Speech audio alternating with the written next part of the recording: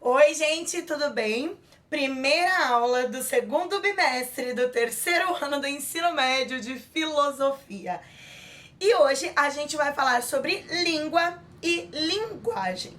Bom, a primeira coisa que a gente tem que entender é o seguinte: se eu peço assim pra vocês, imaginem um campo onde lá no fundo tá acontecendo um evento natural muito incrível.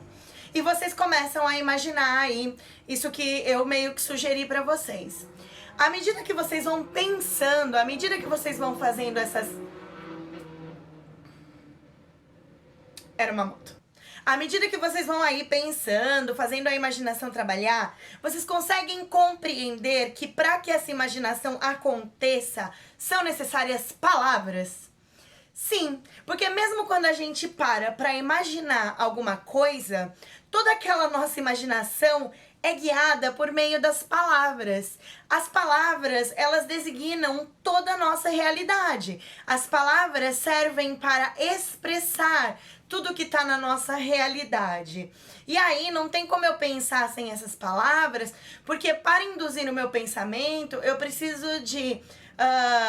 mexer dentro da minha estrutura cerebral aquilo que já foi nomeado, aquilo que já foi definido e conhecido dentro da minha realidade. Essas são as palavras, tudo bem? Acontece que as palavras, elas estão dentro de uma língua. E aqui eu já vou fazer um adendo que é muito importante. Eu tenho que explicar para vocês a diferença entre língua e linguagem. A linguagem é tudo aquilo que serve para comunicar, para expressar. Então, ela não precisa ser somente oral. Nem somente a fala é uma linguagem. A linguagem, ela é composta de muitos símbolos e sinais, tá? Então, assim, a linguagem, a expressão da linguagem, ela é tudo aquilo que comunica algo ao outro. Então, por exemplo, se eu faço assim... Isso é uma linguagem. Um coração, mais do que um coração aqui, né, que a gente tem esse hábito de fazer assim pra quem a gente gosta, mais do que um simples coração aqui, e quando eu faço isso, eu já comunico pra vocês que eu tô fazendo um coração imediatamente. Eu também tô comunicando que eu gosto de você, ou eu gosto daquela pessoa pra quem eu tô fazendo coração, de que você tá no meu coração, de que eu gosto de você, de que eu te admiro.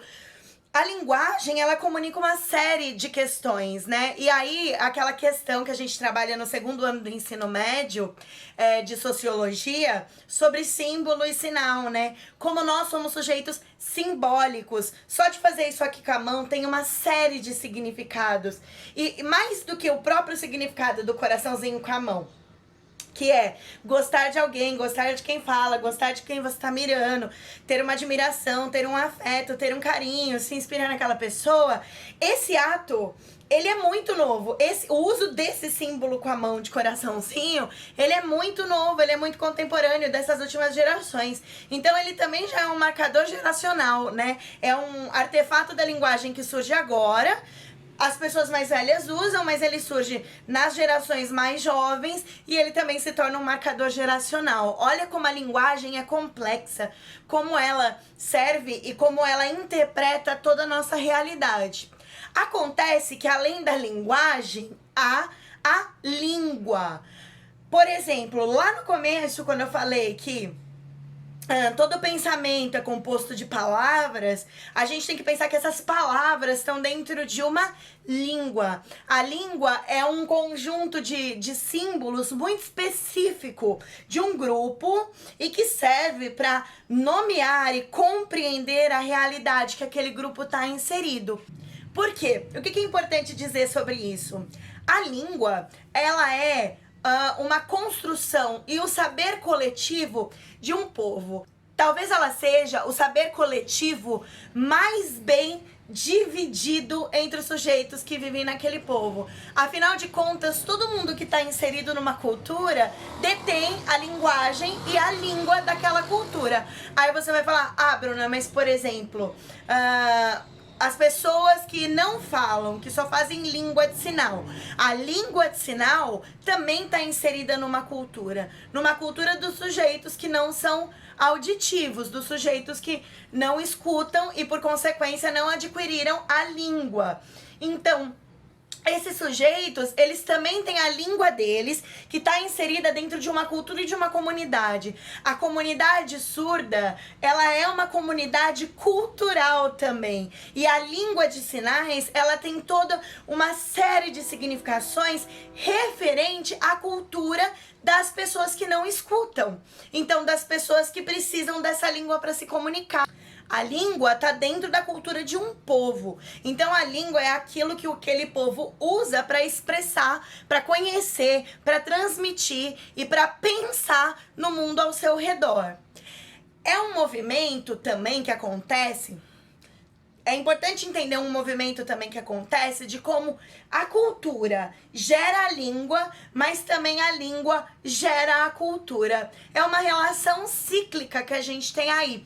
Por quê? Porque culturalmente aquela realidade de um povo faz com que eles criem palavras naquela língua deles que façam com que eles leiam o mundo ao seu redor.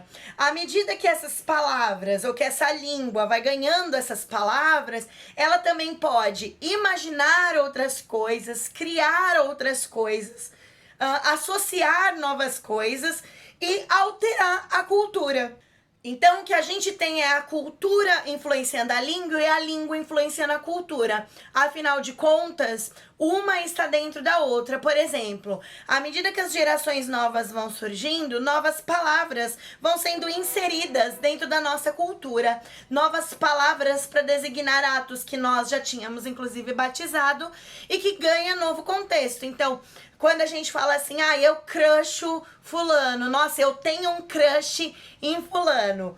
A gente pegou uma palavra, né, que nem é brasileira, trouxe pra dentro da língua portuguesa, aportuguesou ela, ou seja, começou a conjugar ela, né? Eu crusho, nossa, eu crusho muito vocês. Nossa, ele é meu crush, ele tá me crushando, né? A gente aportuguesou, passou a flexibilizar, flexionar ela pra poder expressar alguma coisa. A gente faz isso com muitas palavras. Então, a cultura, ela vai influenciar a língua. Então, à medida que a gente globalizou a cultura, à medida que a gente começou a conhecer outros comportamentos e artefatos culturais, a gente possibilitou que a língua também passasse a se transformar. E à medida que a língua se transforma, a própria cultura vai começar a sofrer transformações. Isso é bem importante para entender o quanto a língua está relacionada com a expressão e com a especificidade daquele povo que detém aquela língua. Outra coisa que é importante, que muitas vezes a gente não entende, é que quando a gente vai aprender uma língua de outro grupo social, uma língua de outra etnia, não basta só eu saber o que as palavras são naquela língua, o que as palavras significam naquela língua. Eu preciso entender como aquelas pessoas pensam, porque palavras distintas em línguas distintas geram também pensamentos distintos. Por isso que, por exemplo, quem faz tradução, né, quem faz o curso de letras, para ser tradutor, precisa estudar também bastante a cultura daquele povo ao qual ele vai traduzir a língua.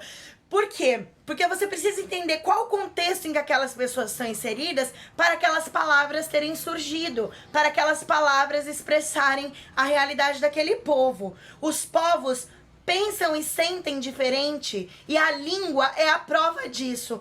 Tanto pelo fato de que é dos seus pensamentos e sentimentos que eles criam a língua, quanto pelo fato de que aquela língua possibilita que eles pensem e sintam coisas que são muito específicas. Um exemplo é a palavra Zeitgeist, do alemão. Essa palavra, ela tem uma tradução. Ela significa espírito de uma época, espírito de um tempo.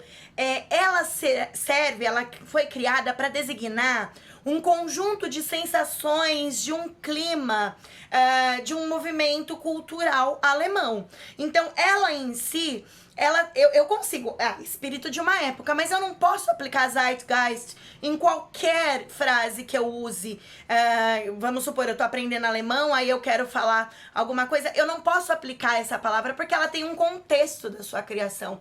Zeitgeist é uma palavra que designa o espírito de uma época, mas que foi criada num movimento intelectual de um determinado período para representar algumas características desse movimento, que a sua tradução, espírito de uma época, espírito de um tempo, não basta. Eu tenho que entender que há um Zeitgeist daquele determinado período que só vai ser possível eu usar essa palavra se eu estiver me referindo a questões daquele período, a sensações daquele período. Naquela época tinha esse Zeitgeist, esse sentimento, mas esse sentimento, ele é muito específico, percebe? A gente só entende isso a partir do momento que a gente entende que a língua, ela é expressão do modo de vida de um povo, ela é expressão dos saberes coletivos de um povo, e que ela é muito específica, porque ela não é só nomear as coisas, ela é dar sensações, sentimentos às coisas. Por isso é muito importante entender isso para até aprender outras línguas e ter fluência nessas outras línguas.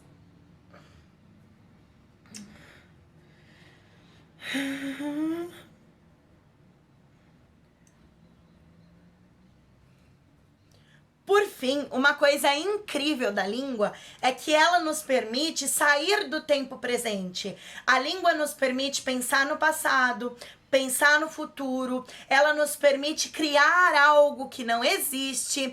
Eu vou deixar aqui a dica de um filme pra vocês. Esse não é obrigatório, mas é um filme muito interessante pra gente olhar essa concepção de linguagem e de como a linguagem nos permite criar, nos permite pensar e ser de outro modo. É um filme que se chama A Chegada. É um filme de ficção, é um filme onde um grupo de cientistas, inclusive uma linguista, vai numa expedição fazer contato com alienígenas que pousaram na Terra, e aí vai ser o processo em que eles estão aprendendo a língua desses alienígenas. É óbvio que é um filme ficcional, que o final é ficcional, mas é tão interessante pra gente pensar nessa relação da língua, porque, obviamente, em menor escala daquilo que o filme traz, numa escala realista, o filme tem algumas questões que são aplicadas no uso da língua, nas questões linguísticas do nosso cotidiano.